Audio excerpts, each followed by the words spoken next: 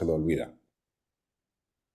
Bueno, pues jueves 7 de marzo, ¿no? Y hoy tenemos una formación súper especial, ¿vale? Estamos esperando todos con muchísimas ganas. No quiero meter presión, Manel, pero estamos todos con muchas ganas de oírte. Por lo tanto, yo ya sé que has llegado estresado a casa, como todos niños, demás, pero bueno, hemos llegado a punto. Por lo tanto, muchísimas gracias. El doctor Manuel Alcántara, bueno, es el responsable de este maravilloso producto que vamos a sacar.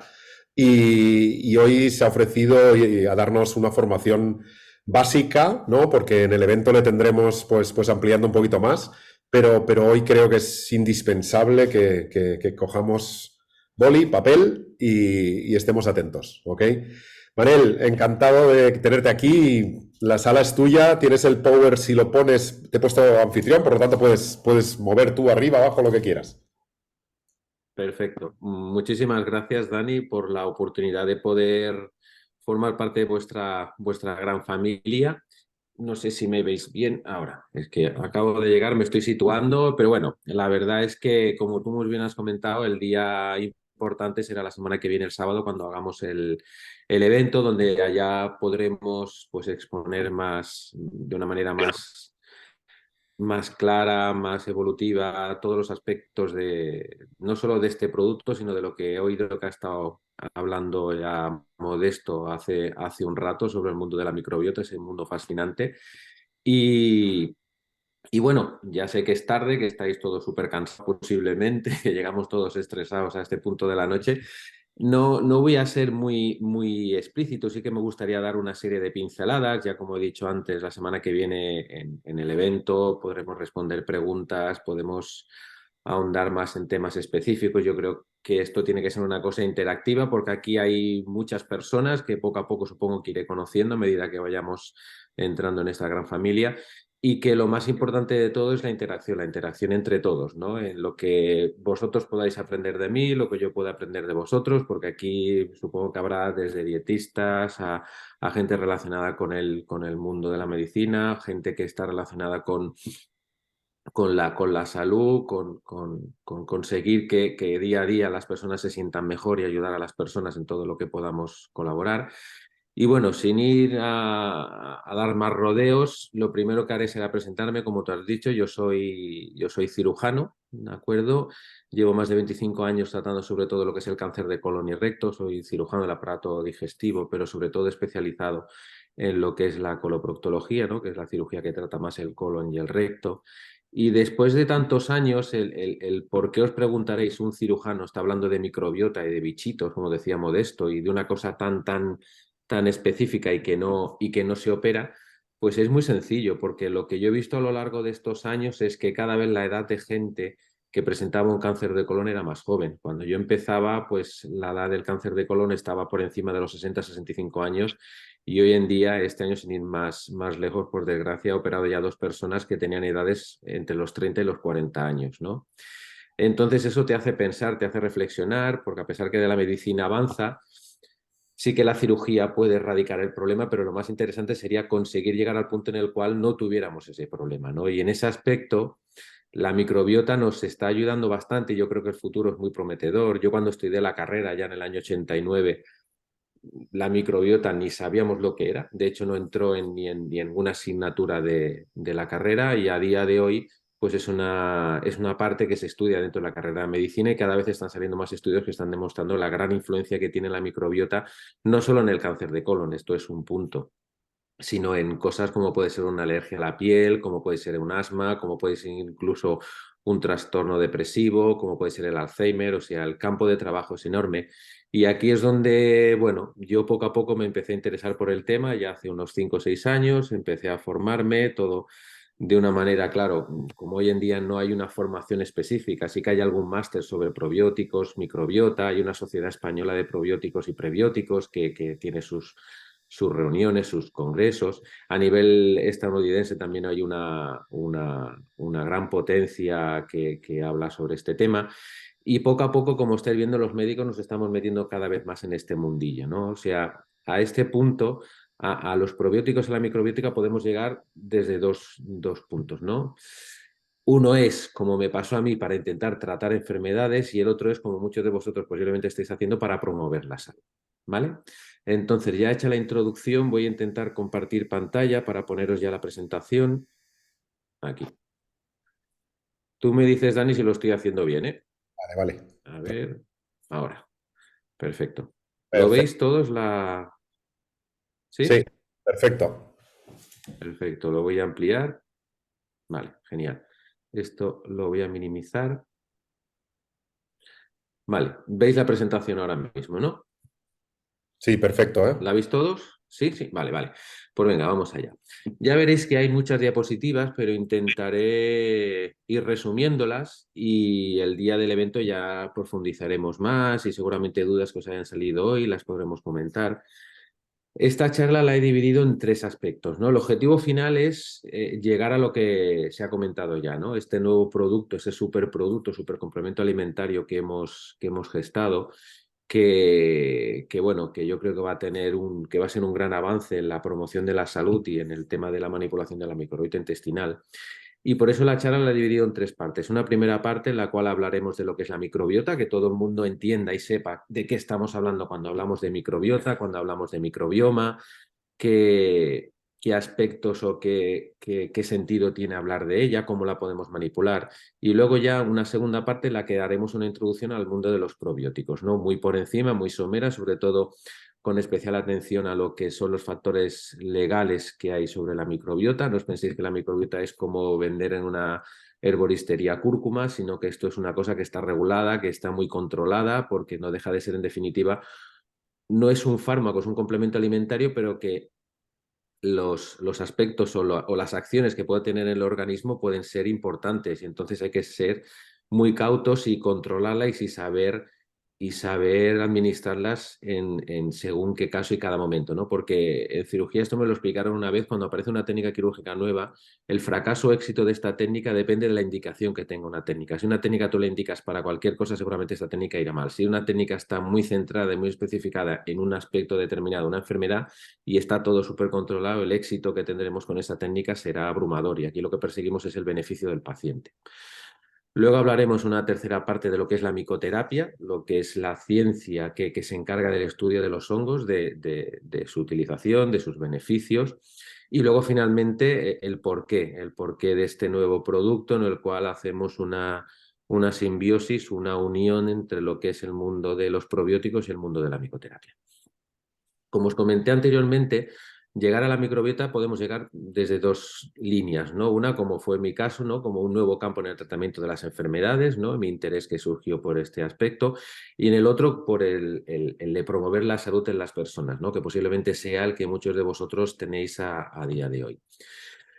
Por lo tanto, generar y mantener la diversidad de esta microbiota es el nuevo objetivo que nos estamos planteando hoy en día, no solo para promover la salud, sino también para prevenir determinadas enfermedades, ¿no? Es esta dualidad de la cual os estaba hablando. Pero ¿de qué depende la salud? ¿De qué depende el que una persona esté bien o esté bien a lo largo de su vida? Básicamente hay cuatro factores que son muy importantes, ¿no? El primero es la biología de la persona. Cada uno de nosotros tenemos una genética, tenemos un desarrollo, envejecemos de una manera determinada. Eso es lo que nos determina cómo va a ser nuestra salud, ¿no? A día de hoy ya se están intentando determinar por según qué tipo de factores genéticos la predisposición que tendremos cuando tengamos 40 años, por ejemplo, de tener un cáncer de colon, ¿no? Como si fuera un DNI genético en el cual evidenciaremos el riesgo que tenemos de tener una enfermedad oncológica, ¿no? Para de esa manera intentar prevenirla antes de que aparezca. Pero esto no solo es el factor más importante, hay otros también, como puede ser el estilo de vida. Aquí es donde es el factor ambiental el que ejerce su acción sobre la especie humana y sobre la genética. En este aspecto tenemos puntos como la alimentación, el ejercicio físico, la ingesta de fármacos, la ingesta de tóxicos, que todos ellos determinan que algunos de estos factores genéticos que nosotros tenemos en nuestro cuerpo se puedan activar o no y que de esa manera puedan provocar la aparición de determinadas enfermedades. Otro aspecto importante es el medio ambiente, ¿no? Factores externos físicos, donde vivimos, si estamos cerca de una fuente, por ejemplo, de de amianto, si estamos en un sitio donde haya intoxicación de según qué terrenos, aspectos químicos, biológicos, incluso los psicosociales, ¿no? El estrés de las sociedades occidentales hoy está determinando y está dejando ver que estos muchas veces alteran la salud del individuo. Y el último de ellos también que no se tiene que olvidar es el sistema sanitario. No es lo mismo el sistema sanitario, por ejemplo, español, que el que podemos tener en la India. O sea, esto determina cómo va a ser el cuidado de las personas y cuál va a ser la longevidad a lo largo de los años y su vida, ¿no? Pero lo que es importante, y es lo que quiero que empecéis a tener en cuenta, es que la colonización microbiana está implicada en casi todas estas variables. Es una cosa que hasta hace 15 años no conocíamos, hoy en día se está volviendo como el centro del universo, ¿no? En la salud, porque se está viendo que la microbiota está implicada en todos estos aspectos. Por lo tanto, cuando yo hablo de microbiota, deberíais considerar el hecho de que la microbiota no son 4 bichitos que hay en el cuerpo, sino que ya se considera como si fuera tu otro yo, como si fuera un órgano en sí, como puede ser el corazón, el hígado, la sangre, el cerebro. O sea, forma parte de nosotros, está en nosotros, pero no como una estructura sólida, sino como un ente común.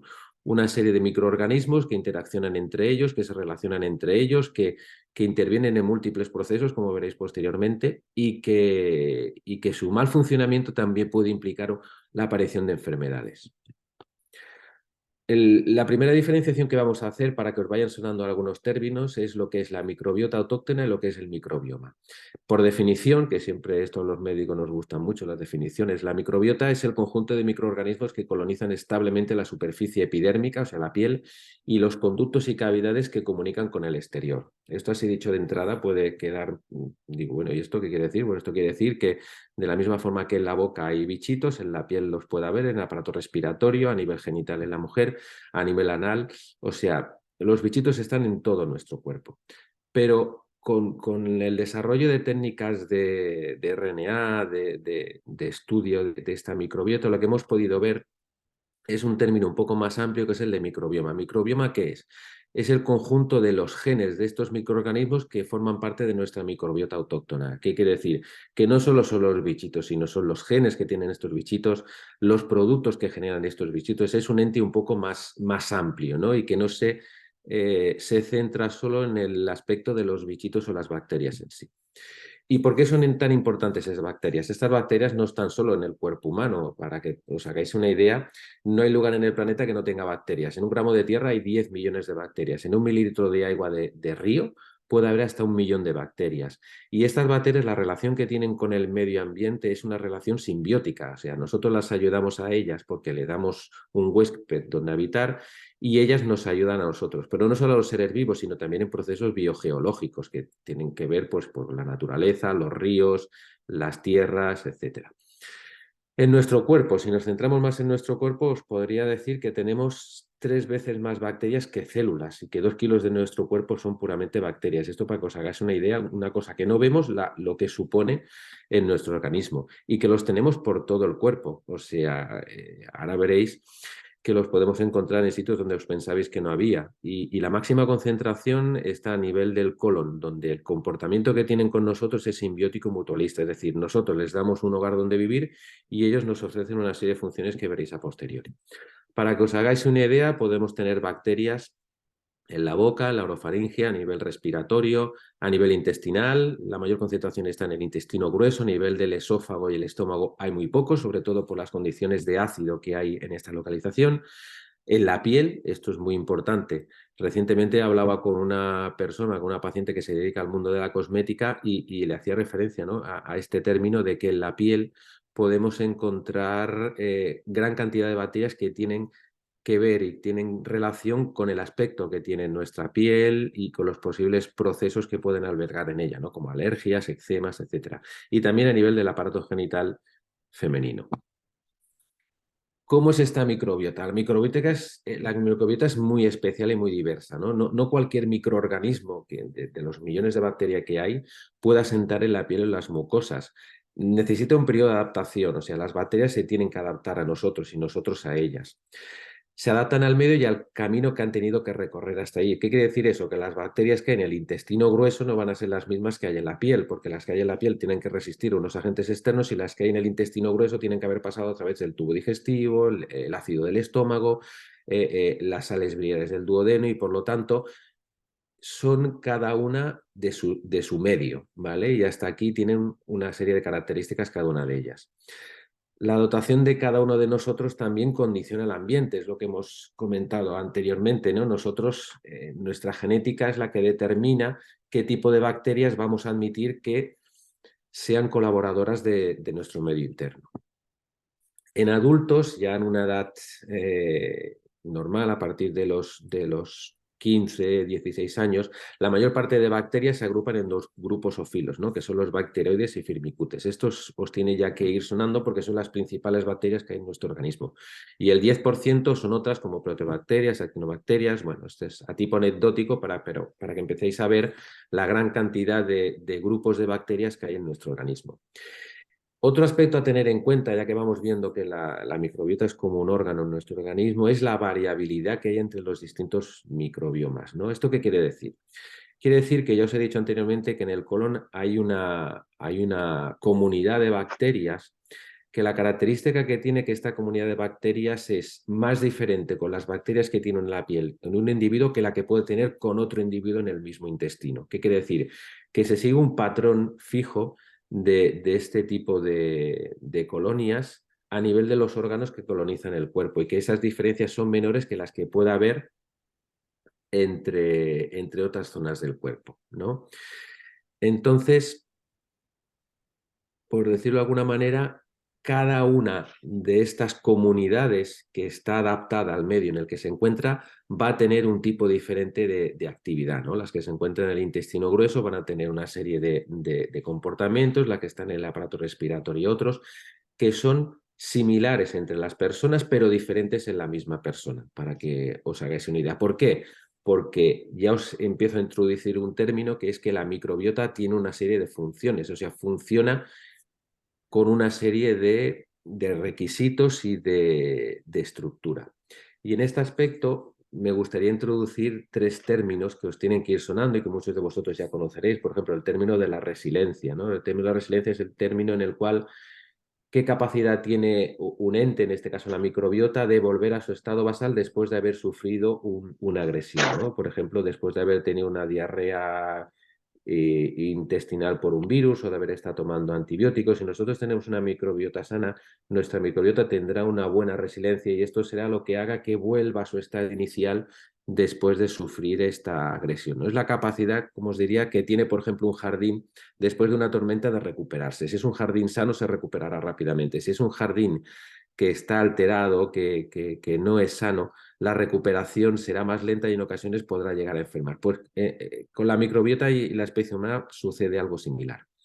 Por otra parte, os tiene que sonar también los términos enterotipos. Los enterotipos no dejan de ser patrones específicos que se repiten entre las diferentes personas y que pueden determinar un comportamiento para cada una de ellas. No hay enterotipos tipo 1, tipo 2, tipo 3, que son en función de la prevalencia o del mayor número de tipos de bacterias que presentan estas personas. Esto lo que va a determinar, en definitiva, es la susceptibilidad o predisposición que tienen esas personas a tener un tipo u otro de enfermedades. Esto el día del evento lo veréis de una forma más clara con algunos ejemplos.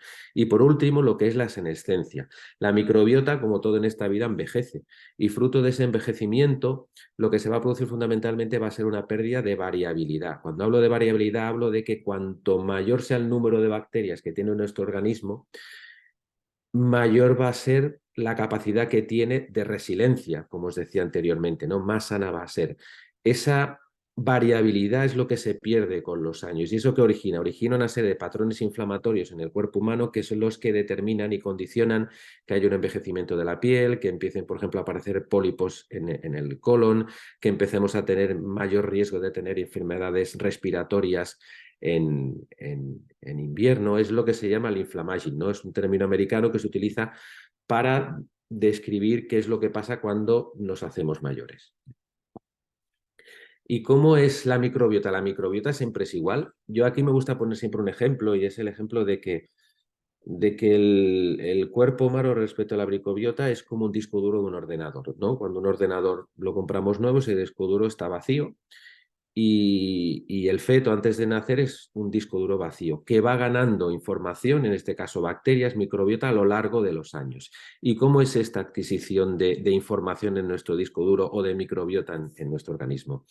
Antiguamente se pensaba que el feto en el útero no podía tener, era estéril, no podía tener bacterias, pero ya se ha ido descubriendo en estudios que se han ido haciendo que a través de la barrera placentaria la madre puede transmitir parte de su microbiota intestinal al feto, de tal forma que si una madre sana, una madre ha tenido una vida con una microbiota estable, esto ya determina que los primeros rasgos de bacterias que está transmitiendo a su feto ya van a ser buenos. El segundo momento importante es en el momento del nacimiento, ¿no? Aquí, como veis en la parte derecha, hay una zona que es de microbiota inestable y otra estable. Esta parte más inestable viene condicionada en el primer momento del parto, ¿no? Es muy diferente si si un recién nacido nace por cesárea o nace por parto vaginal. ¿Por qué? Porque cuando el nacimiento es por parte vaginal, la naturaleza es muy sabia. La vagina de la mujer tiene una serie de bacterias, los lactobacillus, que cuando el feto nace la primera impregnación se produce en base a estas bacterias.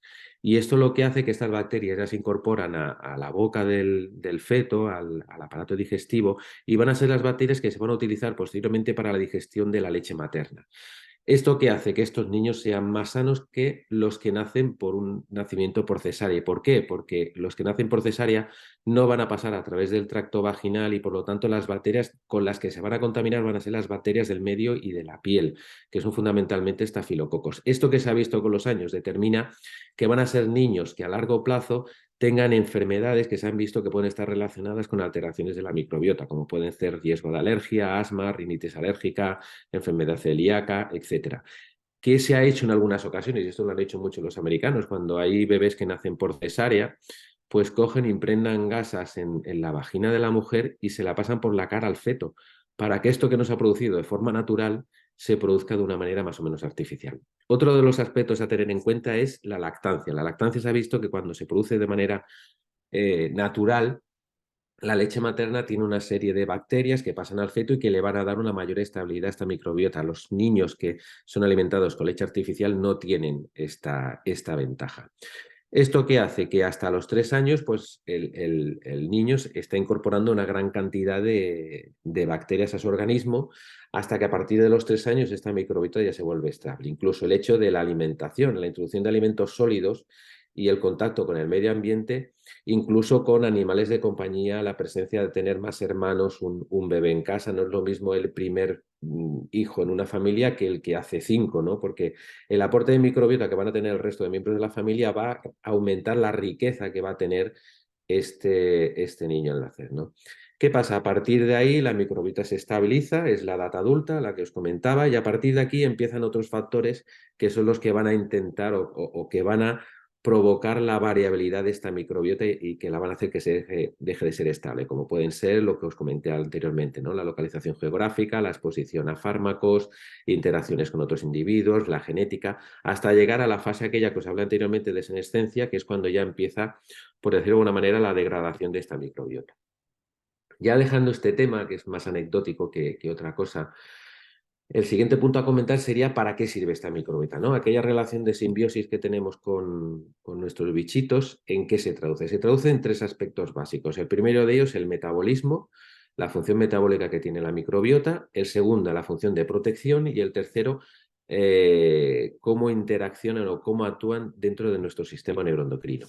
Esto lo pasaremos muy por encima porque hay mucha información en este aspecto, pero para que os hagáis una idea, las bacterias, la microbiota, lo que hace a nivel digestivo es transforma compuestos que son inactivos, que ingerimos con los alimentos, en sustancias que son bioactivas, ¿no? Nosotros realizamos la digestión por una serie de enzimas que segregan nuestros intestinos y que digieren los alimentos, pero hay algunas de estas sustancias que no pueden ser digeridas por nuestro cuerpo. Entonces necesitamos una ayuda, un colaborador, un simbionte, que lo que hace es que digiere esos alimentos y los convierte en sustancias que nosotros no podemos sintetizar, pero que son fundamentales, ¿no? Como son algunas vitaminas, el ácido linoleico, el linoleico. y que por lo tanto van a ser sustancias que vamos a poder aprovechar. De la misma forma hay sustancias que no son digeribles, por ejemplo la celulosa y los glicosaminoglicanos de los vegetales, ¿no? Que gracias a determinadas bacterias van a provocar la formación de hidrógeno, de CO2 y de ácidos grasos de cadena corta, que son fundamentales para la existencia de las células del intestino y también como fuente de energía. Al mismo tiempo, aquí siempre me gusta hacer una puntualización, y esto lo habréis detectado en algunas personas que os comentan que, por ejemplo, con el tema del estreñimiento, que intentan comer mucha verdura y que cada vez que comen verdura no van más estreñidos, sino que se llenan de gas, se llenan de gas. Eso tiene una fácil explicación. Esto es porque su flora intestinal está mal. Tienen una alteración de esa flora intestinal que hace que la fermentación de esos materiales no digeribles no se haga de forma correcta, se genere mucho hidrógeno, mucho metano, y este hidrógeno y metano que no puede ser eliminado del cuerpo. ¿Por qué? Porque no tenemos lo que pone aquí, ¿no? Este efecto osmótico, esta producción de ácidos grasos y otras sustancias, hace que todo quede retenido y que el efecto que en sí tiene la verdura, que es que sea un tratamiento para el estreñimiento, no se lleve bien a cabo. Yo muchos de los pacientes que tengo con estreñimiento, una vez los hemos estudiado, intentamos dar una buena pauta de probióticos para intentar mejorar esa flora intestinal, y a partir de ahí que ya puedan empezar a tomar la verdura que necesitan para intentar de esa manera solucionar ese estreñimiento, ¿no? También hay una función de protección que se produce a nivel intestinal. Una de las principales focos de entrada de enfermedades e infecciones a nuestro organismo es el intestino. El intestino es una barrera estable que cuando está bien es muy, muy filtrante, deja pasar cosas buenas, no cosas malas, pero que en muchas ocasiones, si está alterada y una alta permeabilidad a nivel intestinal, esto va a condicionar pues intolerancias, alergias, etcétera.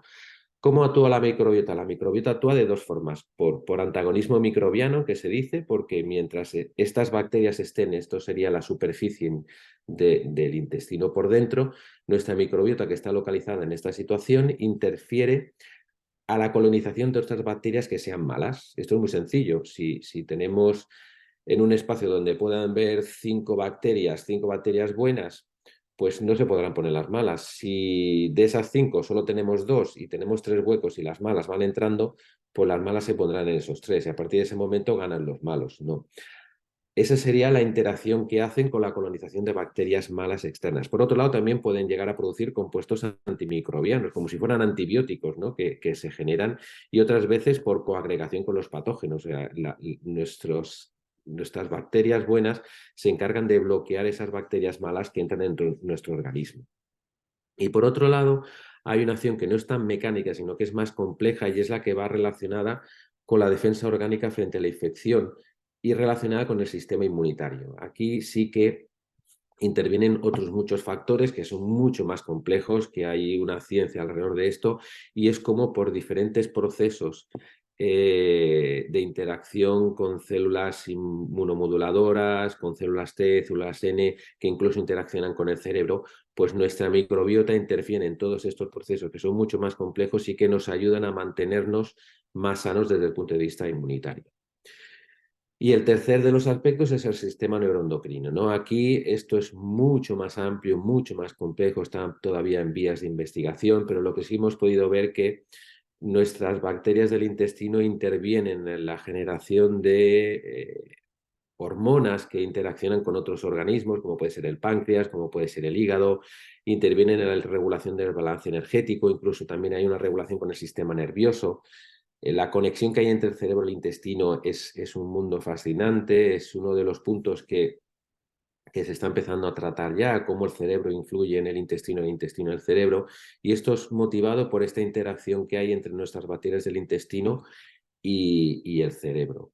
Esto es un campo de trabajo fascinante. De hecho, cada día se está viendo más que determinados patrones, como pueden ser de ansiedad, depresión, están relacionados con la flora intestinal. ¿Qué quiere decir eso? Que cosas que pasan aquí arriba, en el cerebro, están alterando el funcionamiento de nuestro intestino, ¿no? En situaciones de estrés, ansiedad, este intestino se revoluciona, no funciona bien, genera disconfort, genera un colon irritable que llamamos nosotros, o síndrome de intestino irritable, y a la inversa, procesos que se generan y se producen a nivel intestinal por la alteración de la microbiota intestinal están afectando a nivel cerebral, y no solo en el estado anímico, sino también en determinadas enfermedades como puede ser el Parkinson, como puede ser la esclerosis lateral amiotrófica, la ELA, y que ya están saliendo grupos que están investigando la correlación que hay entre estos dos órganos, por decirlo de alguna manera. Así pues, y hablando ya de cosas más sencillas, podríamos decir, por lo tanto, que la microbiota establece una interconexión, ¿no? Hay una interrelación entre las diferentes comunidades que hay en nuestro organismo. Ya os dije que a nivel intestinal hay una microbiota, a nivel respiratorio otra, a nivel genital y urinario otra, a nivel de la piel otra. ¿Y esto cómo se relaciona? Esto relaciona de una manera muy sencilla. Todas ellas están interconectadas, están interrelacionadas, y la alteración de cualquiera de ellas va a alterar el resto. O sea, es todo un uno, ¿no? Para que lo entendáis. Por eso que alteraciones que yo pueda conseguir mejorar a nivel intestinal me van a cambiar la suavidad de la piel, me van a cambiar también por mejora de la microbiota respiratoria el que un deportista no tenga infecciones respiratorias durante las fases de entrenamiento en invierno, o incluso la caries, ¿no? La alteración de la microbiota intestinal va a cambiar la microbiota de nuestra flora bucal, y esto va a determinar que tengamos más caries o menos. Esto pasa sobre todo a la mujer menopáusica, ¿no? Se ha descrito que la mujer menopáusica tiene más riesgo de tener caries dental, y es básicamente por un problema de microbiota, porque los cambios hormonales determinan cambios a nivel de la microbiota intestinal, y esto genera cambios que pueden condicionar que una mujer en edad menopáusica tenga más caries que la mujer joven. Y aquí empezamos ya, claro, ya lo habéis oído, ¿no? A introducir los términos que en alguna ocasión ya habréis escuchado, que son los de eubiosis y disbiosis. La eubiosis es todo funciona correctamente, todos los sistemas, todas las microbiotas están funcionando de una manera coherente y lógica, y por lo tanto la persona está sana. ¿Qué pasa cuando hablamos de disbiosis? Aquí ya empiezan a fallar las cosas. Aquí ya hay una alteración en una de estas microbiotas, sobre todo la intestinal, y esto ya condiciona que todo se descontrola. Ya empezamos a tener problemas a nivel gástrico, empezamos a tener infecciones, empezamos a tener cosas que condicionan nuestra salud y que nos llevan al hospital. ¿Y por qué cambia esta flora intestinal, ¿no? Ya os dije anteriormente que tenemos una flora intestinal inestable hasta los 3 años porque se está formando. A partir de la edad adulta esta se vuelve estable, pero claro, aquí ya empiezan a condicionar la aparición de esta disbiosis otros factores externos, como puede ser la genética de cada uno de nosotros, nuestro sistema inmunitario, y factores extrínsecos como puede ser la dieta que hay en países occidentalizados, como por ejemplo Europa, o América, no es la misma que puede haber en África, o la que puede haber en Asia, ¿no? El hecho también de la exposición a antibióticos, esto ha sido uno de los cambios más importantes que ha habido en la sociedad occidental, ¿no? El descubrimiento del antibiótico nos ha curado de muchas enfermedades, pero nos ha vuelto seres más estériles, ¿no? Más sensibles a posibles contaminaciones, porque nos hemos cargado las bacterias malas, pero las buenas también. ¿Quién no ha tenido una diarrea o náuseas o vómitos después de haber tomado un aumentine, ¿no? Para un dolor de muelas? Pues esto es uno de los condicionantes que ha hecho que nuestra flora intestinal se haya modificado. También los factores ambientales. Cada día más hay factores que influyen en nuestra salud, ¿no? Las radiaciones que pueden venir de los móviles, las ambientales por productos químicos, etc. Y lo otro también, el intercambio e interacción con otros microbiomas, ¿no? La globalización del mundo, que hace que podamos viajar hoy al otro extremo del mundo e interaccionar con otros seres, con otros tipos de microbiota, también son factores que pueden intervenir. ¿Y esto cómo lo vemos? Lo vemos fundamentalmente, por ejemplo, en el hecho de los medicamentos. No solo son los antibióticos los que determinan cambios en nuestra flora intestinal, sino que se ha visto que un 25% de los medicamentos que ingerimos que no son antibióticos nos pueden dar cambios en esa microbiótica. Un antihistamínico, un antipsicótico, un quimioterápico, una simple morfina, un omeprazol.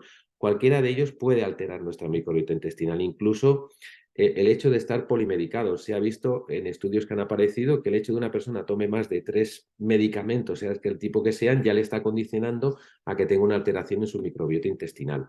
¿Esto qué es lo que provoca? Esto está provocando que se va a disminuir la diversidad de nuestra microbiota. Aquello que era tan importante para conseguir que estuviéramos sanos, pues lo empezamos a perder. No solo vamos a perder cantidad, sino diversidad.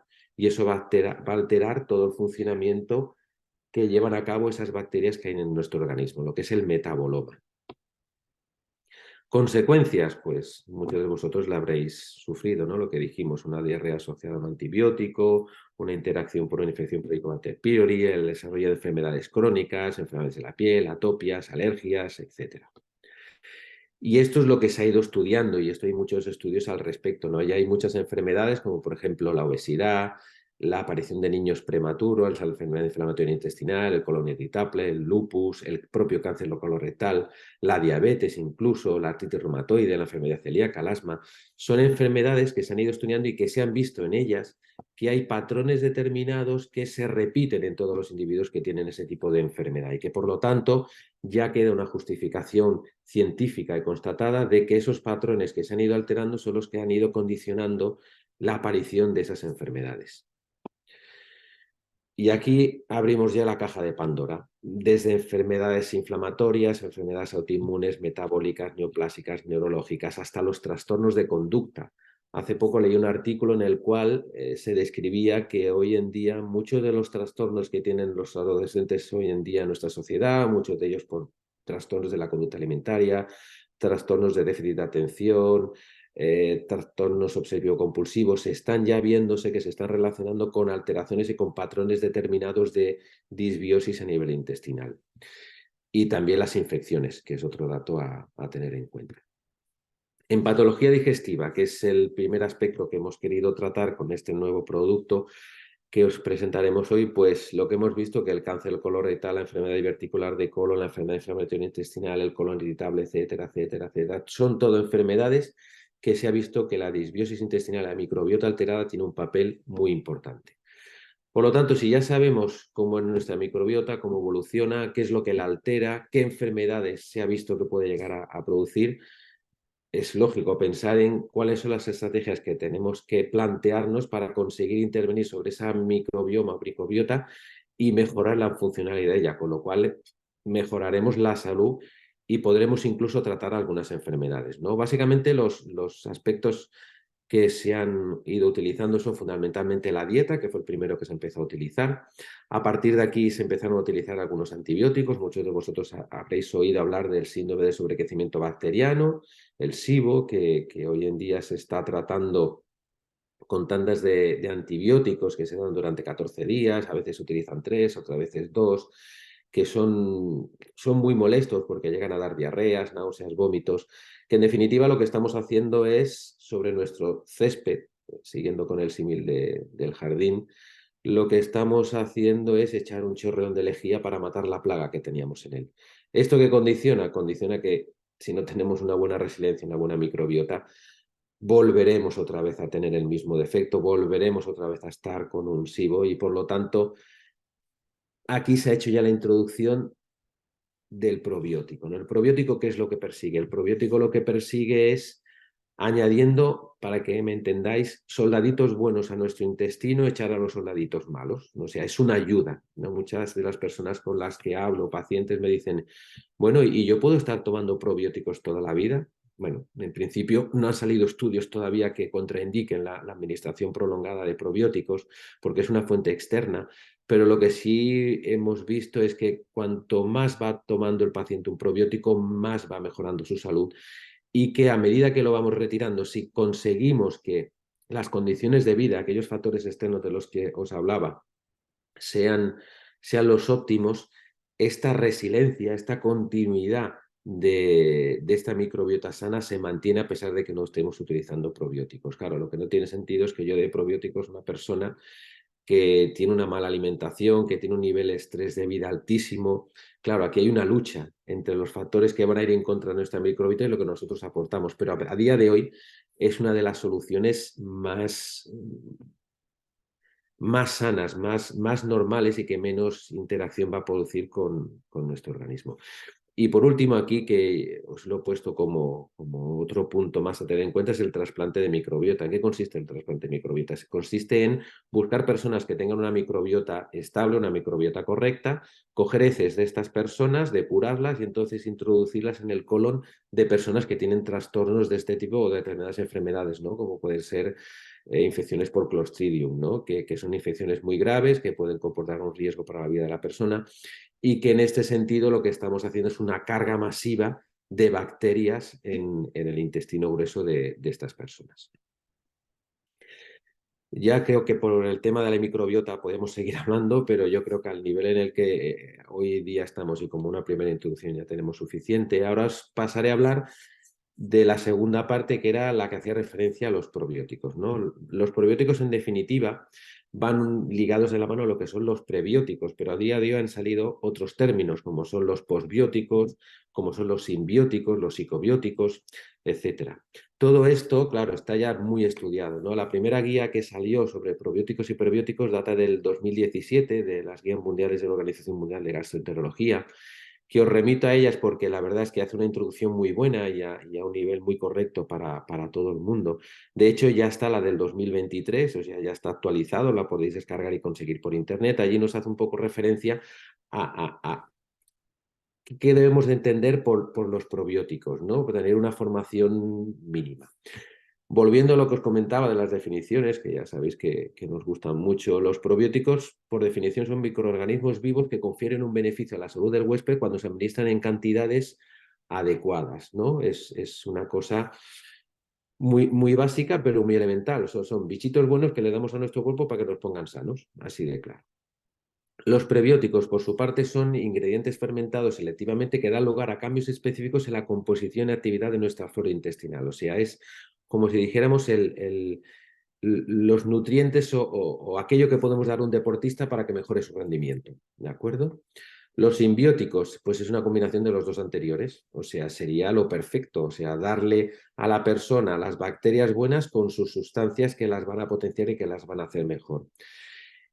Nuevos términos que han ido saliendo son, por ejemplo, los de los posbióticos. Los posbióticos no dejan de ser otra cosa que las sustancias producidas por los probióticos que tienen un efecto beneficioso tanto metabólico como inmunomodulador para el huésped, para la persona. Y un término que ha salido ya muy reciente ha sido el de los psicobióticos, que son organismos vivos cuando la acción que va a dirigirse o va dirigida va a ser para un beneficio de la salud en pacientes con trastornos psiquiátricos, para que os vayáis dando cuenta de qué manera el mundo de los probióticos se vaya centrando en cada una de las enfermedades que está originando. Esto lo pasaremos muy por encima porque hace referencia solo es para que tengáis el concepto de si los probióticos son o no seguros, ¿no? Ha habido estudios que se han hecho sobre los diferentes tipos de bacterias que se han ido utilizando y se ha visto que son completamente seguras, que se pueden dar en inmunodeprimidos, en mujeres embarazadas, en niños, etcétera. Los más estudiados por estas dos entidades, que son la FDA-GRAS y la Europea Food Safety Authority, que es la que se encarga de controlar todo lo que son los alimentos y complementos alimentarios, porque no olvidemos que los probióticos no son medicamentos, es un complemento alimentario, por eso las farmacéuticas aún no les han dado el zarpazo, pero a largo plazo, tarde o temprano, las farmacéuticas entrarán en este aspecto y posiblemente los probióticos acabarán siendo considerados como medicamentos. ¿Por qué? Porque es un negocio. O sea, ahora mismo hay probióticos que salen de debajo de las piedras y es porque se ha visto que los beneficios son muy buenos. Pero claro, esto hay que regularlo. La manera de regularlo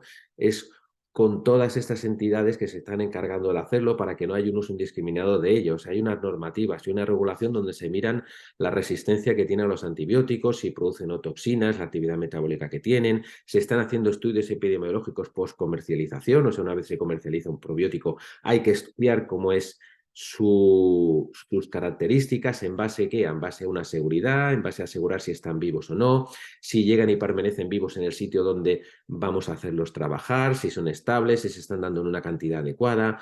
Esto no es dar un poquito de lino a un paciente de la arboristería y a ver qué pasa, no. Aquí hay un estudio, una evidencia científica detrás que lo que tiene que controlar es que no se utilizan de forma indiscriminada y para cualquier cosa. Es lo que os comentaba al principio de la cirugía, ¿no? Si yo creo que una cirugía específica tenga un éxito, tengo que focalizarla en unas indicaciones que sean lo más correctas posibles.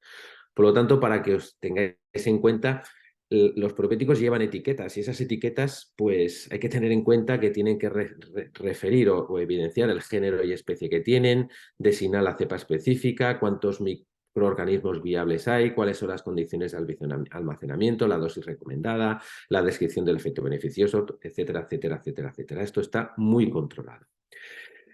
¿Qué quiero transmitir con eso en definitiva? Pues que no todas las aplicaciones clínicas para las que se han utilizado los probióticos y prebióticos tienen la misma evidencia científica. Hay estudios que se han hecho, por ejemplo, en diabetes, que están muy avanzados. Hay otros que se han hecho en salud mental, que no están tan avanzados y que, por lo tanto, hay que combinar, en cierta manera, la evidencia científica con el conocimiento práctico. ¿Por qué? Porque tengo que esperar a que haya una evidencia científica constatada cuando yo estoy viendo que un determinado probiótico con algunos estudios ya se está viendo que están funcionando de una manera favorable en los individuos. Ahí hay que utilizar el sentido común y el criterio. O sea, en medicina siempre hemos estado muy supeditados a la evidencia científica, pero claro, la evidencia científica no solo es la evidencia de los estudios, sino la evidencia del día a día, de la práctica clínica. Y esto os lo razonaré un poco más tarde. ¿Esto qué condiciona y hace que necesitemos nuevas guías de práctica clínica y autorización de las que ya hay? Ya habéis visto que la guía clínica 2017 ya se ha modificado y ya estamos en el 2023. Hemos tardado 5 años, pero la evolución que ha habido de una a otra ha sido espectacular. ¿Qué pasa? Que claro, hay tantas bacterias, hay tantas células, hay tantas enfermedades que hay mucha diversidad de estudios y los estudios, compararlos entre ellos es muy difícil porque hay muchas cepas, hay muchas dosis, la duración de tratamiento. Esto es un mundo que estamos ahora en la punta del iceberg y debajo de este iceberg hay mucha información y mucho conocimiento que nos falta por conseguir. Dejamos ya al margen los probióticos, empezamos a hablar de la micoterapia. La micoterapia la pasaremos también muy de puntillas, ya aprofundaremos el día del evento. Para que os hagáis un poco la idea, la micoterapia es la ciencia, es la rama que estudia lo que son los hongos, ¿no? Y su utilidad en el campo y la promoción de la salud. Para que os hagáis una idea, los hongos es otro concepto diferente al de las bacterias, ¿no? Son seres vivos multicelulares eucariotas que no funcionan como nuestras bacterias ni como nuestro cuerpo. Se encargan de absorber nutrientes de otros microorganismos y son descomponedores de la materia orgánica. ¿Qué quiere decir esto? Son seres heterótrofos, no tienen clorofila y por lo tanto viven de la materia orgánica de otros organismos. Ellos no pueden ingerir el alimento y digerirlo dentro de ellos mismos, sino que excretan, por decir de alguna manera, sus enzimas al medio externo y en este medio externo digieren su propio alimento para luego absorberlo. Por lo tanto, estáis viendo un poco la manera que tienen diferente de trabajar. ¿Esto qué hace? Que puedan ser seres saprófitos, parásitos o mutualistas, o sea, hay hongos buenos y hongos malos. Y hay dos tipos de setas medicinales, por decirlo de alguna manera, las que son salvajes y las que se cultivan bajo control exhaustivo. Os podríais pensar, hoy en día que se habla mucho de lo ecológico, que las salvajes son las mejores, por decirlo de alguna manera, ¿no? Porque crecen en la naturaleza, porque son más ecológicas. Bueno, es un error, porque la naturaleza también está contaminada y si os estoy explicando que los hongos absorben todo lo que hay en el exterior, son verdaderas esponjas, también pueden absorber lo bueno y lo malo y depende del medio donde crecen. El medio en el que se estén desarrollando puede tener según qué sustancias que pueden llegar a ser tóxicas para el hombre. ¿Qué tipos de presentaciones tienen las setas medicinales? Básicamente son tres, ¿no? Las frescas, las secas deshidratadas y las que se producen en conserva. Nosotros las que nos interesan son las secas deshidratadas, que son las que se utilizan mediante su molienda obteniendo un polvo de setas y que con técnicas de extracción nos permiten conseguir concentrados de setas con una elevada cantidad de principios activos. Lo que a nosotros nos interesa para nuestra salud son los principios activos o biomoléculas que hay presentes en estos extractos de hongos, ¿no? Los más importantes para que os vayan sonando, para que tengáis esa idea de que cuando os hablen de qué son los betaglucanos, pues los betaglucanos son unos polímeros, son unas sustancias que, para que os hagáis una idea, son los mejores moduladores de nuestro sistema inmunitario, ¿vale? Se encargan de modular, se encargan de interaccionar con nuestro sistema inmune para conseguir de esa manera que funcione de una manera correcta. Al mismo tiempo tienen una actividad antitumoral muy importante porque disminuyen sobre todo la inflamación que hay en los tejidos. Tiene un elevado peso molecular. ¿Qué quiere decir eso? Son moléculas grandes que para que se puedan absorber mejor a nivel de nuestro tracto digestivo necesitan del ascorbato, la vitamina C. Muchas veces habréis oído que determinados hongos cuando se ingieren, si los tomamos con vitamina C, con un kiwi, con un zumo, pues se potencia aún más la absorción, porque solo aprovecharemos aquello que se absorbe en nuestro tubo digestivo. Lo que no se absorbe se elimina con las heces. Otra sustancia muy importante son los proteoglicanos. Son grandes moléculas que son muy similares a algunos compuestos que hay en las membranas de las bacterias y, como os comentaba anteriormente, también tienen una acción inmunomoduladora. Es decir, actúan sobre nuestro sistema inmunitario, pero ¿cómo lo hacen? Son una especie de freno hacia nuestro sistema inmunitario. Se hacen pasar por bichitos malos, reactivando nuestro sistema inmunitario y engañándolo en cierta manera para intentar, ya sé que es un poco difícil de entender, pero intentar que nuestro sistema inmunitario no nos ataque a nosotros mismos. O sea, intentan frenar un poco la actividad en nuestro sistema inmunitario. Muchas de las enfermedades que hay hoy en día, como por ejemplo la celiaquía, no deja de ser otra enfermedad que es una enfermedad de nuestro sistema inmunitario contra nuestro propio tubo digestivo, o la enfermedad inflamatoria intestinal, el Crohn, la colitis ulcerosa. Son enfermedades en las cuales nuestro sistema inmunitario lucha contra nuestro organismo y lo agrede. Pues estos proteoglicanos intentan modular esta actividad que hay en nuestro cuerpo.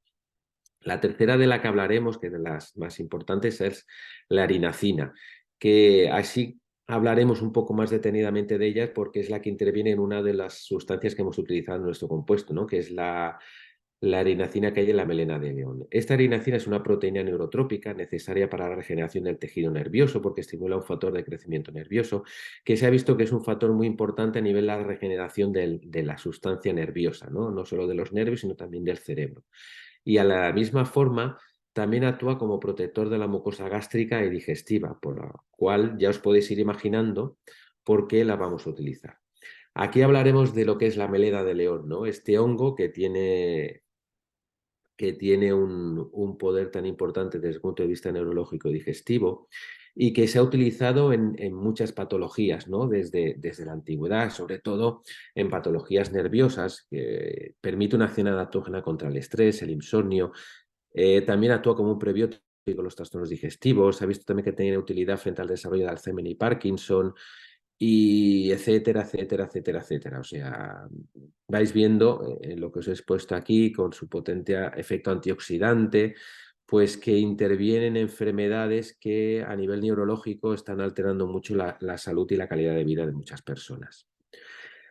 Ya para acabar, aquí es cuando ya haremos la nueva introducción o el nuevo concepto que nosotros hemos querido presentar con este nuevo producto y que habla sobre cómo podemos regular la microbiota fusionando por un lado lo que son los hongos y lo que son los probióticos, ¿no? Aquí es donde presentamos, no sabría cómo llamarlo, si simbióticos, si supercomplemento alimentario, pero ¿esto de dónde nace? Esto nace de que después de varios años, sobre todo 4 o 5 años, en los cuales he estado tratando muchos pacientes con patología digestiva, con diverticulosis, con cáncer de colon, he ido viendo poco a poco que los probióticos sí que podían ir mejorando la calidad de vida y los síntomas digestivos en las personas, pero había situaciones en las cuales necesitaba un punto más para llegar antes a esa mejoría, ¿no? Había pacientes que tenían paciencia, había pacientes que no tenían paciencia, otros que tenían cuadros que eran mucho más severos y graves.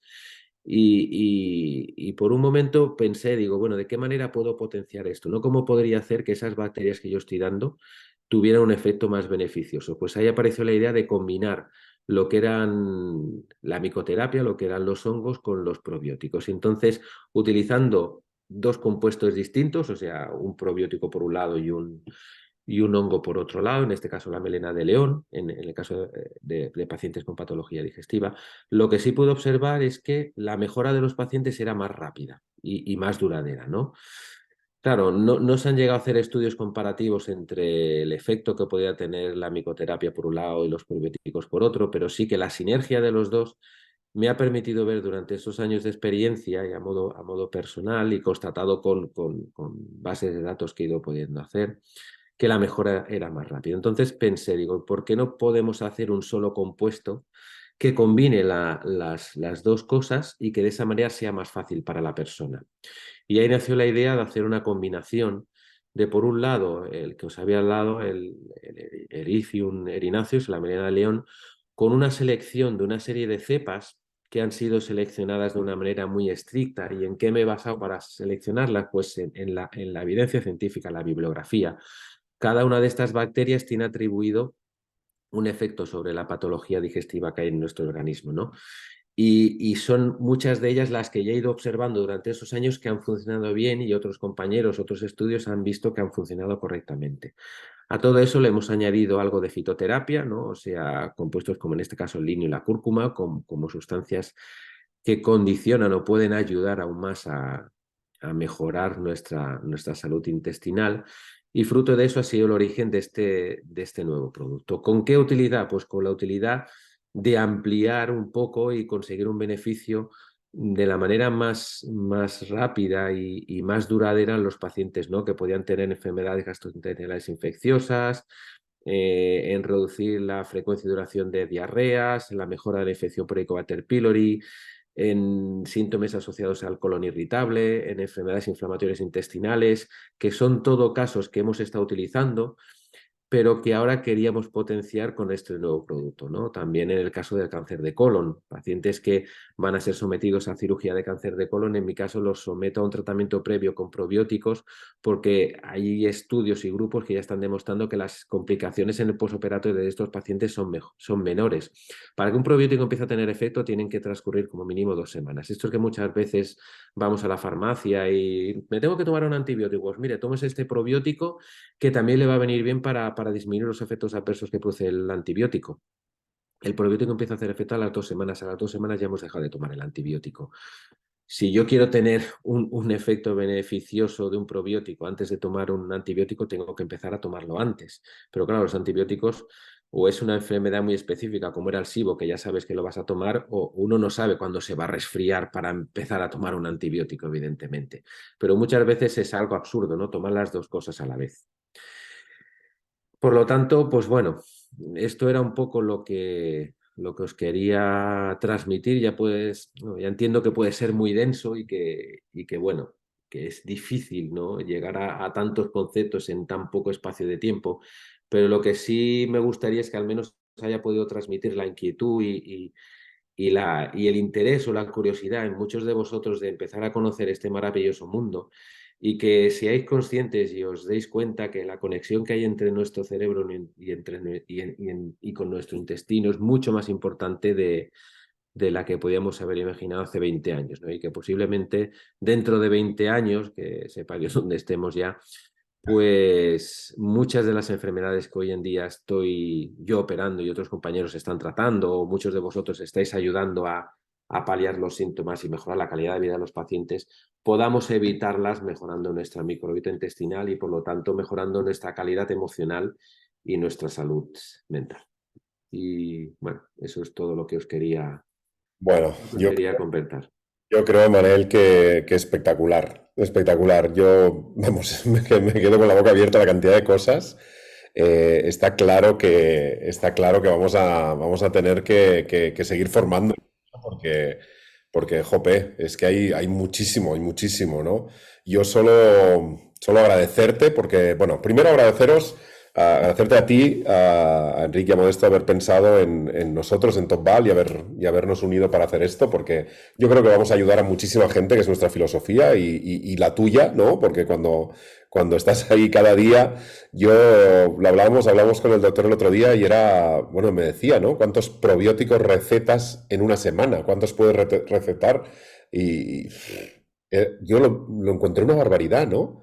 O Es que sea, la pena es que tengamos que recetarlo cuando estamos mal. Es que no sé, o sea, es lo que os dije inicialmente.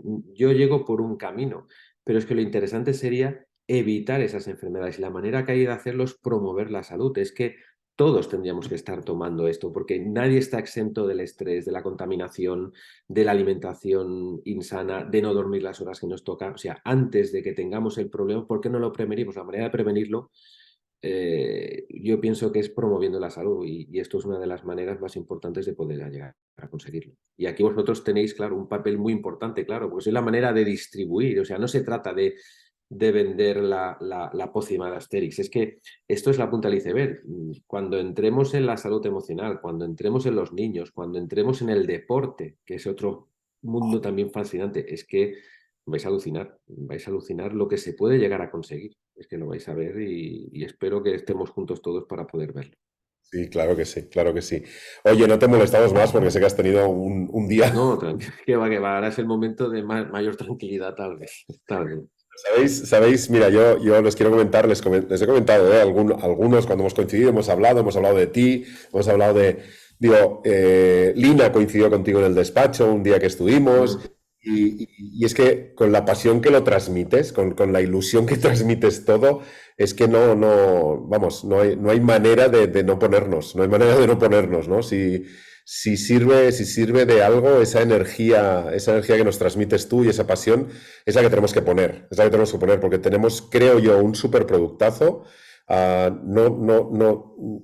Creo que en el mercado así no existe ninguno hoy. Hemos estado mirando y no existe ninguno hoy. Y bueno, y seguimos con el espíritu de ayudar, ¿no? Y vamos a ayudar a muchísima gente, y es nuestra manera. Por lo tanto, chicos, hay que hablar con los equipos, hay que empezarse a empapar. El día 16 en el evento va a ser increíble. Yo os decía, ya ha sido un pequeño adelanto, imaginaros lo que vamos a tener el 16, lo que nos van a ayudar tanto él tanto el doctor Alcántara como Modesto también, que nos van a ayudar muchísimo a la promoción del producto, a saber transmitirlo. Por lo tanto, yo solo deciros que gracias Manel por estar hoy también, y nos vamos a ver el sábado que viene. Te pasaré la grabación para que la tengáis, porque esto es el inicio, o sea que eso hay que guardarlo porque va a ser histórico lo que vamos a hacer.